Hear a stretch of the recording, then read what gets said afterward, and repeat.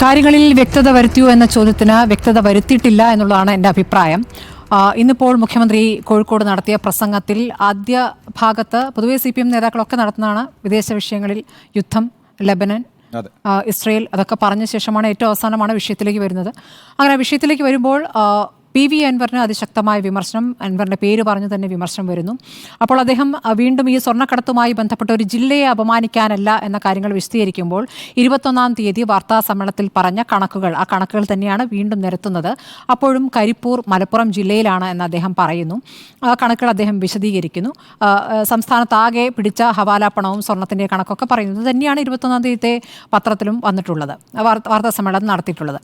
ഇത് വീണ്ടും വിശദീകരിക്കുമ്പോൾ ഇത് ഒരു സാധാരണഗതിയിൽ ഇങ്ങനെ ഒരു വിവരം പുറത്തേക്ക് നൽകുമ്പോൾ അതൊരു വിവാദമാകുമായിരുന്നില്ല. പക്ഷേ ഏത് പശ്ചാത്തലത്തിലാണ് ഇത് ചർച്ച ചെയ്യപ്പെടുന്നതാണല്ലോ പ്രധാനം.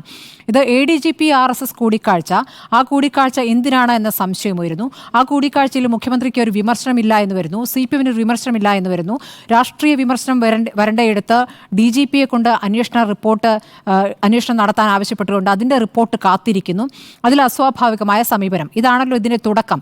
അതിൻ്റെ തുടർച്ചയായിട്ടാണ് ഈ മലപ്പുറം വിമർശനം വരുന്നത്. അൻവർ ഉന്നയിക്കുന്നത് DGPക്ക് RSS ബന്ധം, ADGPക്ക് RSS ബന്ധം, ADGP അവിടെ സ്വർണ്ണക്കടത്തുകാരുമായി ബന്ധം, കൊലപാതകങ്ങളുമായി ബന്ധം, അവിടെ സ്വർണ്ണക്കടത്ത് കസ്റ്റംസിലെ ചില ഉദ്യോഗസ്ഥർക്ക് പോലീസിലെ ചിലരുമായിട്ടുള്ള ബന്ധം, അവരെങ്ങനെയാണ് സ്വർണം കടത്തിക്കൊണ്ടുപോകുന്നത് എന്നതടക്കമാണ് വാർത്താ സമ്മേളനത്തിൽ അദ്ദേഹം വിശദീകരിച്ചിരുന്നത്.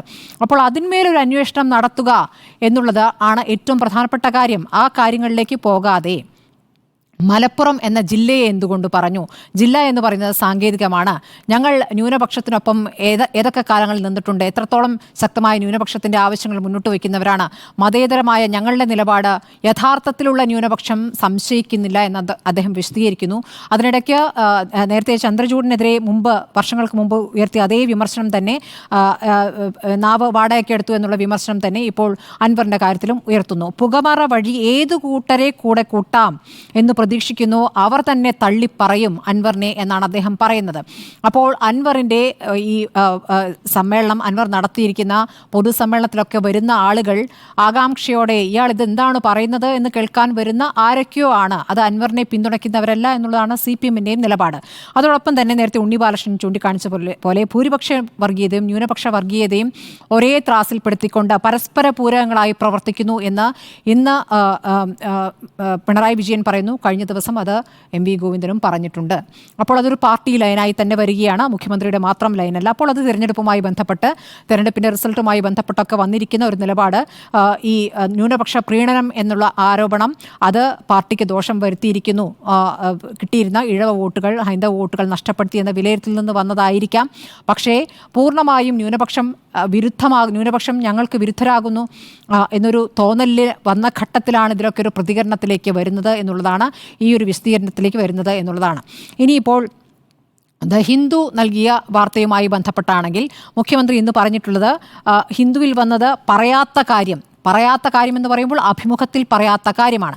പക്ഷേ 21-ാം തീയതി വാർത്താ സമ്മേളനത്തിൽ പറഞ്ഞ കാര്യം, അങ്ങനെ പറഞ്ഞ കാര്യം 2 വരി പ്രത്യേകമായി എടുത്തു ചേർക്കണമെന്ന് പറയുമ്പോൾ ഒരു നാടിന് വിരുദ്ധമായ കാര്യം എന്ന് പറയുമ്പോൾ ദേശദ്രോഹം എന്നുള്ളതാണ്. ദേശദ്രോഹം എന്നുള്ള പ്രയോഗം അതിൽ നടക്കുന്നു. നാടിന് വിരുദ്ധമായ കാര്യം എന്നുള്ള മുഖ്യമന്ത്രിയുടെ വാർത്താ സമ്മേളനത്തിൽ തന്നെ പറയുന്നുണ്ട്. നാടിനെതിരായ കുറ്റകൃത്യം, അദ്ദേഹം പറഞ്ഞ കാര്യം ഇതാണ്. മലപ്പുറത്തെ സ്വർണ്ണക്കടത്തും ഹവാല പണമുഴക്കും കണക്ക് പറഞ്ഞ് അദ്ദേഹം വിശദീകരിക്കുന്നു. സ്വർണം, മയക്കുമരുന്ന്, ഹവാല പണം കടത്തുന്നത് നാടിനെതിരായ കുറ്റകൃത്യം തന്നെയാണ് എന്നാണ് അദ്ദേഹം പറഞ്ഞിട്ടുള്ളത്. ആ കാര്യം എടുത്തു ചേർത്തുകൊണ്ട് ഈ ഇൻ്റർവ്യൂ പൂർത്തിയാക്കുന്നു. ശോഭന K. നായർ എന്ന പ്രധാനപ്പെട്ട സീനിയറായിട്ടുള്ള ജേർണലിസ്റ്റ് തന്നെയാണ് അവർ, ഈ കാര്യത്തിൽ എഡിറ്റർ തന്നെയാണ് അവർ, തന്നെ ഈ അഭിമുഖം തയ്യാറാക്കുന്നു. ഇന്നിപ്പോൾ CPM പ്രതിനിധി ഈ എൻ്റെ ചർച്ചയിൽ നടത്തിയിരിക്കുന്ന ഒരു വിശദീകരണം എന്നുള്ള പാർട്ടി നിലപാടായി തന്നെ പറഞ്ഞിട്ടുള്ള ഒരു കാര്യം, ദ ഹിന്ദുവിൻ്റെ ലേഖിക ശോഭന K. നായർ തന്നെയാണ് മുഖ്യമന്ത്രിയുടെ ഓഫീസിനെ ബന്ധപ്പെട്ടത്, PR ഏജൻസിയല്ല. അപ്പോൾ അവർ ആവശ്യപ്പെട്ടത് പ്രകാരം, ഹിന്ദു ആവശ്യപ്പെട്ടത് പ്രകാരം നൽകിയ അഭിമുഖം എന്നാണ് പറഞ്ഞിരിക്കുന്നത്. അത് ദ ഹിന്ദുവിൻ്റെ ഈ റിപ്പോർട്ടർ അല്ലെങ്കിൽ എഡിറ്റർ ഇൻ്റർവ്യൂവിന് വരുമ്പോൾ അവർ മാത്രമേ ഉണ്ടായിരുന്നുള്ളൂ എന്നാണ് ഇന്ന് അരുൺകുമാർ നമ്മളോട് പറഞ്ഞത്. പക്ഷേ ഹിന്ദുവിൻ്റെ വിശദീകരണത്തിൽ അവർ പറയുന്നു, ഈ PR ഏജൻസിയുടെ രണ്ട് പ്രതിനിധികൾ തന്നോട് ഇങ്ങോട്ട് സമീപിക്കുകയായിരുന്നു, മുഖ്യമന്ത്രിയുടെ ഇന്റർവ്യൂ എടുത്തു തരാം. അല്ല, ഹിന്ദുവിന്റെ വിസ്തീർണത്തിൽ ഒരു ഭാഗം മാത്രം ശരി, മറ്റു ഭാഗം തെറ്റുമാകില്ലല്ലോ. അതെ. ഇപ്പൊ ആദ്യത്തെ വരി എന്ന് പറയുന്നത് PR ഏജൻസി കൈസാൻ approach the Hindu offering an interview with chief minister Pinarayi Vijayan എന്നാണ്. അതെ, അപ്പം ഇങ്ങോട്ടേക്ക് സമീപിച്ചു എന്ന് തന്നെ പറയുന്നു. അത് മാത്രമല്ല, ഈ വരികൾ എഴുതി ചേർക്കാൻ പറയുമ്പോൾ അങ്ങനെയെങ്കിൽ നിങ്ങൾ എഴുതി തരണം, അങ്ങനെ രേഖാമൂലം കിട്ടണം, അല്ലാതെ ഞാൻ ചേർക്കില്ല. അങ്ങനെയും ചേർക്കേണ്ട കാര്യമില്ല. ഒരു PR ഏജൻസി പറയും, അത് തെറ്റാണ്, അത് ധാർമ്മികമായി തെറ്റാണ്. പക്ഷേ അങ്ങനെ എഴുതി തന്ന തെളിവ് അവരുടെ പക്കലുണ്ട്. അങ്ങനെ എഴുതി തന്ന് അത് ചേർക്കുകയാണ് ചെയ്യുന്നത്.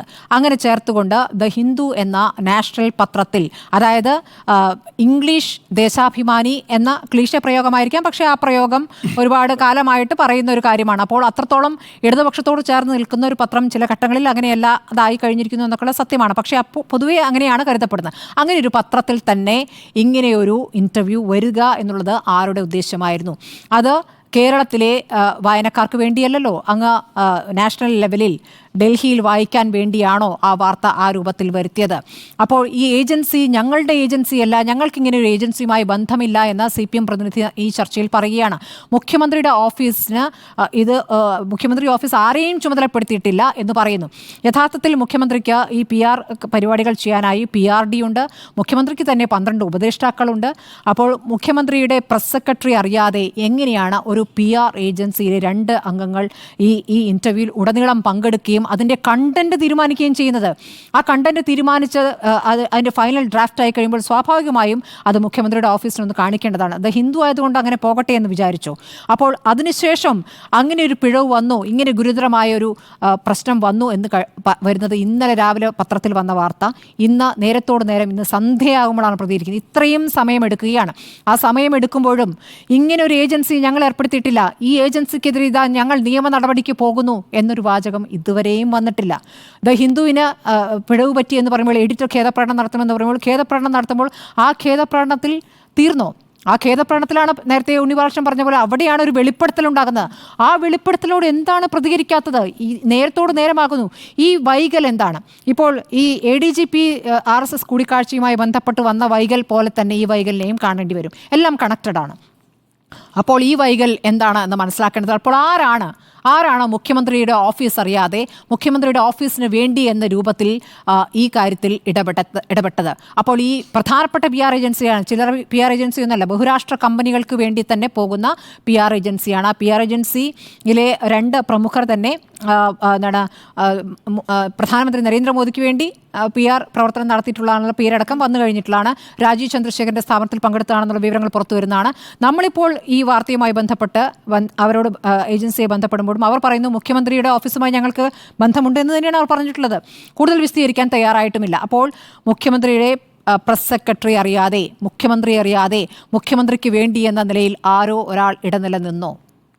ആ ചോദ്യമില്ലേ? ആ ചോദ്യം പാർട്ടിക്കില്ലേ? മുഖ്യമന്ത്രിക്കില്ലേ? മുഖ്യമന്ത്രിയുടെ ഓഫീസിനില്ലേ? അങ്ങനെയെങ്കിൽ നിയമ നടപടി എന്ന ആവശ്യം ഉയർത്തുമോ? ഈ ചോദ്യങ്ങൾ അവിടെ നിൽക്കുകയാണ്. ആ ചോദ്യങ്ങൾക്ക് ഉത്തരം പറഞ്ഞില്ലെങ്കിൽ ഈ തരത്തിൽ ഈ പറയുന്ന നെക്സസ്, വേറെന്തോ തരത്തിലുള്ള നെക്സസ് പ്രവർത്തിക്കുന്നു എന്ന് തന്നെ വേണം കരുതാൻ. ഇന്ന് നോക്കൂ, ഇന്നത്തെ ദിവസം സ്വർണ്ണക്കടത്തുമായി മുഖ്യമന്ത്രി ഇങ്ങനെ മലപ്പുറത്തെ കണക്കുകളൊക്കെ പറയുമ്പോൾ, ഇവിടെ സ്വർണ്ണക്കടത്തുമായി ബന്ധപ്പെട്ട് നേരത്തെയും വലിയ വിവാദം ഉണ്ടായിട്ടുണ്ടല്ലോ. ആ സ്വർണ്ണക്കടത്തുമായി ബന്ധപ്പെട്ടുള്ള അന്വേഷണം, EDയുടെ അന്വേഷണം എവിടെ എത്തി? എന്താണ് നിങ്ങൾ മുന്നോട്ട് പോകാത്തത് എന്ന് ഇന്ന് കോടതി EDയോട് ചോദിച്ച ദിവസം കൂടിയാണ്. അപ്പോൾ അതും അവിടെ നിൽക്കുകയാണ്. അപ്പോൾ സ്വർണ്ണക്കടത്ത് എന്ന് പറഞ്ഞാൽ മലപ്പുറം മാത്രമാണ്. മലപ്പുറം ജില്ലയിൽപ്പെട്ടതാണ് കരിപ്പൂർ എന്ന് പറഞ്ഞ് അതിനെ സാങ്കേതികമായി പറഞ്ഞ് അവസാനിപ്പിച്ചാൽ അതങ്ങ് മുഴുവൻ വിഴുങ്ങുന്നവരല്ല ഇവിടുത്തെ ന്യൂനപക്ഷം. നിങ്ങൾക്ക് എന്താണ് അതിൻ്റെ പിന്നിലെ രാഷ്ട്രീയ താല്പര്യം എന്നുള്ള ചോദ്യം സ്വാഭാവികമായും ജനത്തിൻ്റെ ഭാഗത്തുനിന്ന് ഉയരും. ഈ നാടിനറിയാം എന്നെ എന്ന് വെറുതെ ഇങ്ങനെ ആവർത്തിച്ച് പറഞ്ഞാൽ പോരാ. നാടിനറിയേണ്ട കാര്യങ്ങൾ നാട്ടിലുള്ളവരോട് പറയുക കൂടി വേണം. അപ്പോൾ അങ്ങനെ ഒരു വ്യക്തത വരുത്തിയിട്ടില്ല. ആകെക്കൂടി അവ്യക്തതയാണ്, പുകമറയാണ്. നാളെയാണ് പ്രതികരിക്കുന്നെങ്കിൽ നാളെ രാവിലെ ഇങ്ങനെ ഈ ഏജൻസിയെ തള്ളിക്കൊണ്ട് ഏജൻസിക്കെതിരെ നിയമ നടപടി, ദ ഹിന്ദുവിൻ്റെ ലേഖിക്കെതിരെ നടപടി എന്ന രൂപത്തിലുള്ള പ്രതികരണത്തിലേക്ക് വരുമോ? അല്ലെങ്കിൽ മുഖ്യമന്ത്രിയുടെ ഓഫീസിൽ അങ്ങനെ ആരെങ്കിലും പ്രവർത്തിച്ചിട്ടുണ്ടെങ്കിൽ അവർ പുറത്താകുമോ? അതാണ് അറിയേണ്ടത്. വേറെ ഏതെങ്കിലും ഉപദേഷ്ടാവ് ആ രൂപത്തിൽ പ്രവർത്തിച്ചിട്ടുണ്ടോ? അങ്ങനെയെങ്കിൽ ആ പേര് പുറത്തു വരുമോ? അതൊക്കെ അറിയേണ്ടതുണ്ട്. ആ ചോദ്യങ്ങൾ ഉയരുക തന്നെ ചെയ്യും. അപ്പുറത്ത് കനകോരു, പ്രശാന്ത് കിഷോർ എന്നൊക്കെ ആവർത്തിച്ച് പറയുന്നവരാണ് ഈ കാര്യത്തിൽ കൃത്യമായ മറുപടി നൽകാതിരിക്കുന്നത് എന്നൊരു വിഷയം കൂടിയുണ്ട്. യഥാർത്ഥത്തിൽ ഈ PR ഏജൻസികൾ മുഖ്യമന്ത്രിക്ക് വേണ്ടി പ്രവർത്തിക്കുന്നു എന്നുള്ളത് വളരെ നേരത്തെ തന്നെ പ്രതിപക്ഷം ഉന്നയിക്കുന്ന ആരോപണമാണ്. കോവിഡ് കാലത്ത് കരുതൽ ഒരു കേന്ദ്രമായി മുഖ്യമന്ത്രി വരുന്നു. കാക്കിക്കും പൂച്ചയ്ക്കും ഒക്കെ ഭക്ഷണം കൊടുക്കണമെന്ന് മുഖ്യമന്ത്രി പറയുന്നത് അതൊക്കെ തന്നെ ഒരു PR ഏജൻസി പ്രവർത്തിച്ച് അങ്ങനെ മുഖ്യമന്ത്രിയെ കൊണ്ട് പറയിപ്പിക്കുന്നതാണ് എന്ന് അന്ന് തന്നെ രമേശ് ചെന്നിത്തല അന്നത്തെ പ്രതിപക്ഷ നേതാവ് ഉന്നയിച്ചത് ആരോപണമാണ്. അന്ന് തന്നെ ഉന്നയിച്ച കാര്യങ്ങൾ ഇപ്പോൾ ശരിയായിരിക്കുന്നു എന്ന രൂപത്തിൽ ഇന്നും ഇപ്പോൾ കോൺഗ്രസ് നേതാക്കൾ പ്രതികരിക്കുകയാണ്. അപ്പോൾ PR ഏജൻസികൾ പല ഘട്ടങ്ങളിലായി ഇടത് സർക്കാരിന് വേണ്ടി പ്രവർത്തിച്ചിട്ടുണ്ട്. അന്ന് ആരോഗ്യമന്ത്രി KK ശൈലജയുമായി ബന്ധപ്പെട്ടും അങ്ങനെ ആരോപണം ഉയർന്നിട്ടുണ്ട്. അപ്പോൾ ഇതൊക്കെ നേരത്തെയും ഉന്നയിച്ച ആരോപണങ്ങളാണ്. അതിൻ്റെ തുടർച്ചയായി അവർ വീണ്ടും ഉന്നയിക്കും. കൃത്യമായ മറുപടിയും കൃത്യമായ ഒരു പ്രതിഷേധവും അല്ലെങ്കിൽ നിയമ നടപടിയിലേക്ക് പോകുന്നു എന്ന പ്രതികരണവും സർക്കാരിൻ്റെ ഭാഗത്തുനിന്ന് ഉണ്ടായിട്ടില്ലെങ്കിൽ അപ്പോൾ ചില കാര്യങ്ങൾക്ക് ദീർഘമായ സമയമെടുത്തുകൊണ്ട് പ്രതികരിക്കാമെന്ന് തീരുമാനിക്കുന്നു. അങ്ങനെ പറയുമ്പോൾ അപൂർണമായി നിർത്തുന്നു എന്നുള്ളത് വീണ്ടും ചോദ്യങ്ങൾ ഉയർത്താൻ മാത്രമേ സഹായിക്കൂ എന്നുള്ളതാണ് പറയാനുള്ളത്. എനിക്ക് ഇക്കാര്യത്തിൽ ഒരു വ്യക്തതയും വന്നിട്ടില്ല എന്നുള്ളത് തന്നെയാണ് അഭിപ്രായം. എൻ്റെ ഉത്തരം നോ എന്നാണ്.